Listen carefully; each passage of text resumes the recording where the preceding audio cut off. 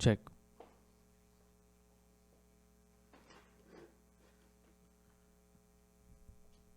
Check. Good morning, church. When it comes to handiwork around the house, I've always struggled with it because it doesn't come naturally to me. Since I moved into this house, I've been lazy to set up my garage door opener because I believe it is a painful process which involves multiple steps. Come COVID lockdown, I decided I will finally set up my garage door opener after 9 months. It took me 2 weeks with 3 attempts that involved calling the customer care, calling Pastor Emmanuel Thomas, and finally I had to walk the path and actually put my head to it. It was painful couple of hours of work, but in the end of it, apart from being able to have a garage where I can park my car, I also learned a new skill. So those of you guys who are looking for a handyman, now you know whom you should call. How many times in our lives have we put things off because it looks too difficult and painful? Has there been times when you want to do something, but you're not willing to put the time and effort in order to achieve a goal? Is it you trying to lose weight?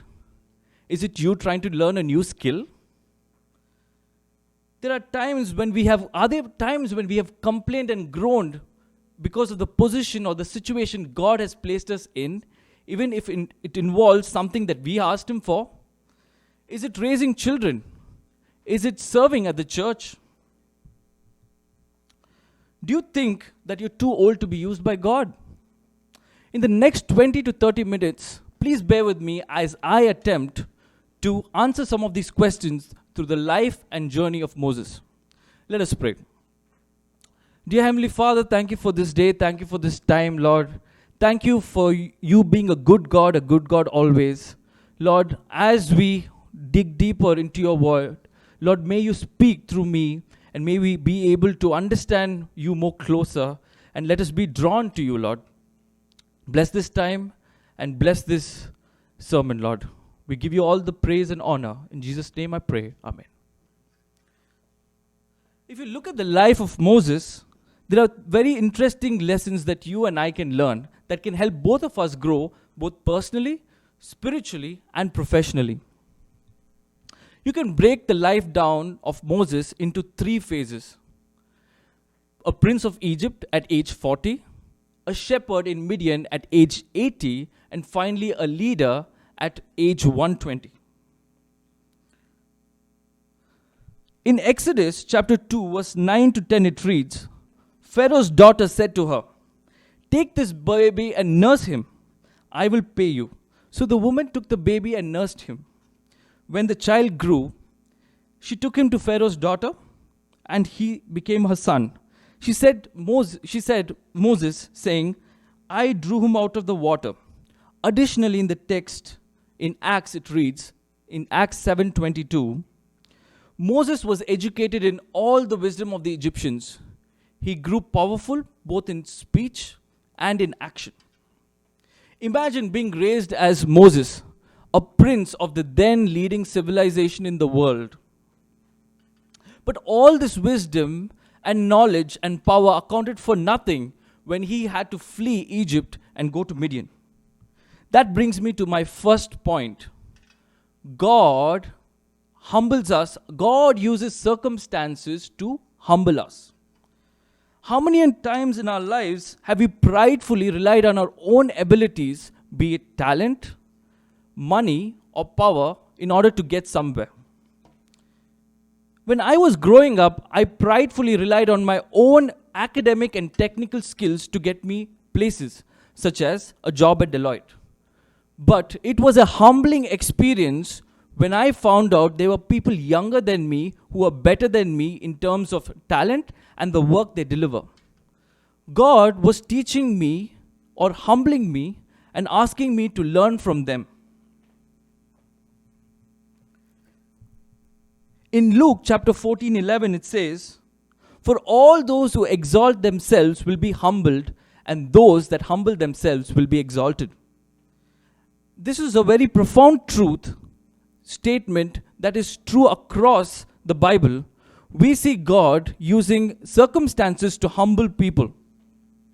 Even the wise King Solomon said in Proverbs chapter 11 verse 2, when pride comes, then comes disgrace. When humility comes, there comes wisdom. In the life of Moses, you see this gradual transformation throughout his life as it reads in Numbers chapter 12 verse 3. Now Moses was a very humble man, more humble than anyone else on the face of the earth. So kids, he was so humble that we know him as a great prophet and a leader. And he had this unique privilege of speaking to God face to face. I ask you this, kids. Do you talk back to your parents? Do you feel like they don't understand where you're coming from? Do you want to do what you feel like? God calls you and I to humble ourselves in front of him and in front of our parents. God calls you to respect and listen to your parents. There is a quote which said, "Never break someone's heart, they have only one. Instead, break their bones, they have 206 of them." Many a times we want things to be handed on a silver platter without actually taking the time and effort to do it.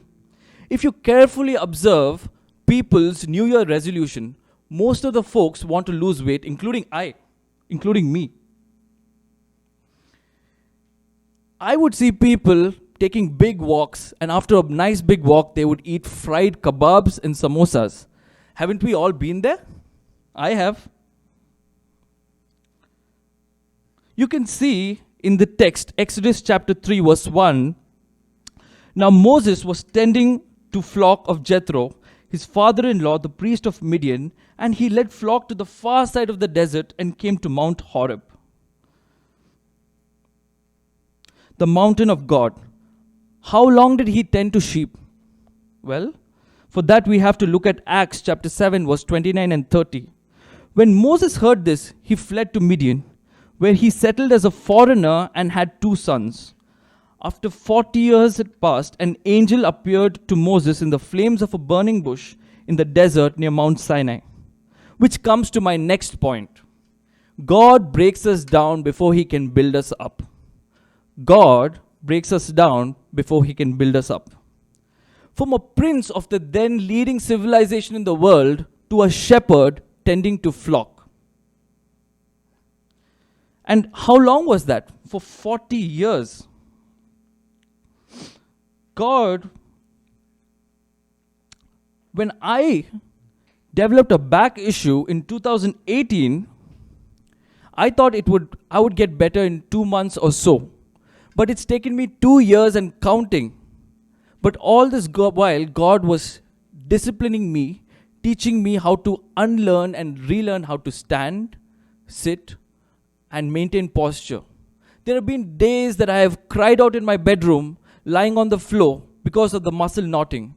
I now cannot sit on soft surfaces. But should I have had it differently? No, I don't believe so.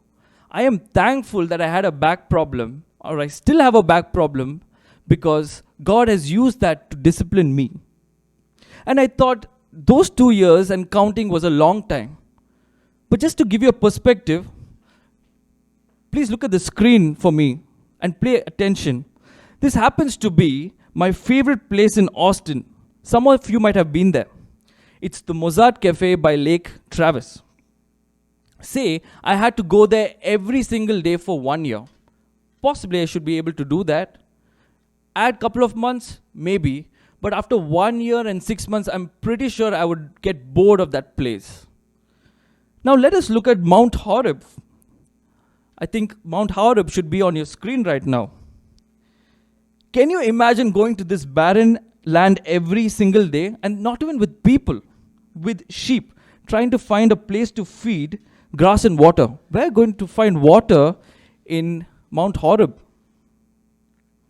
To add to this, taking care of his wife and children, and not to forget possible in-law problems. Can you fathom having to do this for 40 years, every single day? Wives and mothers, is this an experience that you go through day in and day out, raising your children and catering to the needs of your family by putting aside your ambitions and your desires? Husbands and fathers, do you struggle with disciplining your children and while working and dealing with financial constraints? Young people and students, does it feel like forever that you've been searching for a job or an internship or a H-1B or a green card? How about relationships? Are you longing for something that you don't see a light to the end of that tunnel? Is there an addiction you're struggling with? I can't imagine having to endure this mundane routine that wasn't the most pleasant for 40 years. But all this while, God was preparing him to lead his people as Moses learned to lead sheep. I recently watched this TEDx show, a talk by Angela Lee Duckworth. She was trying to find out what is the factor that determines success. What her research concluded was that it was not talent, it was not IQ, it was not emotional intelligence, rather it was grit and perseverance that was the indicator of success. Well, is this new news? Not so, my friends. Well, the Bible clearly talks about this in several places. For example, in Romans chapter 5, verse 3 to 4, it says, "Not only so, but we also glory in our suffering, because we know that suffering produces perseverance. Perseverance, character, and character, hope." For mothers, are there times when you felt like there is no purpose and meaning in your life? Is it just being that cook, that caretaker, the teacher and driver for your kids? Doing it day in and day out for years. Remember and be encouraged that God is building perseverance and character in you. And ultimately, this will lead you to raising the next generation of leaders and influencers that can shape the course of humanity. This leads me to my last point. Just to review, we have God uses circumstances to humble us. God uses, what is it, guys? I'm forgetting. I'm pretty sure you do remember. God breaks us down before he can build us up. And lastly, God leads, directs, and empowers us. Exodus chapter 3, verse 10 and 12 says, "So go now, I am sending you to Pharaoh to bring my people, the Israelites, out of Egypt." But Moses said to God, "Who am I that I should go to Pharaoh and bring the Israelites out of Egypt?" And God said, "I will be with you, and this will be a sign to you. Not a sign to others, but a sign to you that I have sent you." I was reading the Daily Bread devotional, which I normally do in the mornings. It talks about the holy oak tree that stood next to Baskin Ridge Preston Presbyterian Church in New Jersey for over 600 years. At its prime, the twisted branches lay high and wide. Cool breezes ruffled through the green leaves and acorns. The sun peeked through the wind-blown gaps, creating dancing glimmers of light under the shade beneath the canopy. But beneath the ground surface lay its true brilliance, the root system. An oak's main root grows vertically, securing a reliable supply of nutrients or nourishment. From the taproot, a mass of roots spread horizontally to supply the tree with a lifetime of moisture and nutrients. This intricate root system often grows more massive than the tree it supports, serves as a lifeline and an anchor for stabilizing the trunk. Like the mighty oak, most of our life-giving growth occurs beneath the surface. Many a times you will hear people saying, "You need to place your faith in Christ and do good works to earn your way to heaven." But that, I believe, is not what the gospel says or what it does. The Bible says in Ephesians chapter 2, 8 to 9, it says, "For by grace we have been saved through faith. And this is not of your own doing, but a gift from God. Not a result of works, so that no one may boast." Friends, what you see on the screen in front of you is what every other religion or worldview preaches. Please pay attention to this small nuance that can make in this equation that can cause an ocean of difference. It says you need to have faith and do good works to earn your way to God, to be with God, or to attain moksha or salvation. And this is true across all the major religions, be it Hinduism, Buddhism, Islam, Mormonism, and others. Looking at the following screen, you will notice in the true Christian worldview that salvation can only be attained by faith in Christ. And the works that you and I do is not the root, rather the fruit. Placing our faith in Jesus is the root and nothing else to earn salvation or go to heaven. And guys, our faith is not something that is blind. It is backed by historical facts from both biblical and non-biblical sources. We can see this in the life of Moses as he placed his faith in God and was willing for him to be directed and do God's will of returning to the place of his birth, fighting the fears and anxieties to do God's will to bring his people out of slavery. All the traits that we know Moses for, a great leader, a prophet, and a judge, are all fruits of that work. And that's something that didn't happen overnight. It was a gradual transformation that happened in him. But for that, Moses was willing to humble himself before God, persevere through pain, toil, and suffering, and allow God to direct, lead, and empower him. What is God's plan? Does God's plan say that there'll be no trials, persecution, or rejection? No. Acts chapter 7 verse 35 says, "This is the same Moses who they rejected with words, who made you ruler and judge. He was sent to be their ruler and deliverer by God himself through the angels who appeared to him in the bush." Take heart and be encouraged even when you face trials and rejections, sometimes by your own family and close friends. Remember, even Moses, who God sent, was rejected by his own people. What was God's plan for Moses? Was it going to the Bahamas and sipping a Kool-Aid while leading people? No. In Acts chapter 7 verse 36 it says, "He led them out of Egypt and did wonders and miraculous signs in Egypt, the Red Sea, and 40 years in the desert." The desert, my friends, and not some beach or some fancy garden. For our old folks and senior citizens, do you think you have no more meaning and purpose in your life? Is your life now boiled down to just playing with your grandkids and taking care of your health?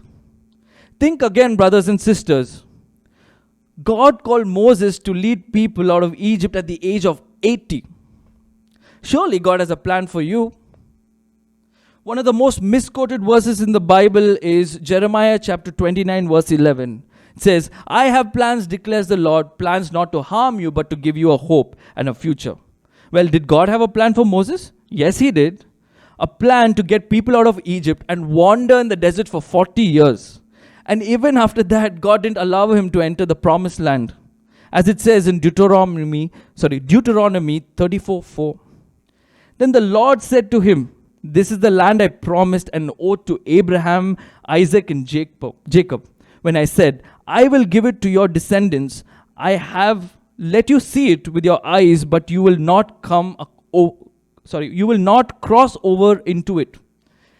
If we were Moses, how would we react?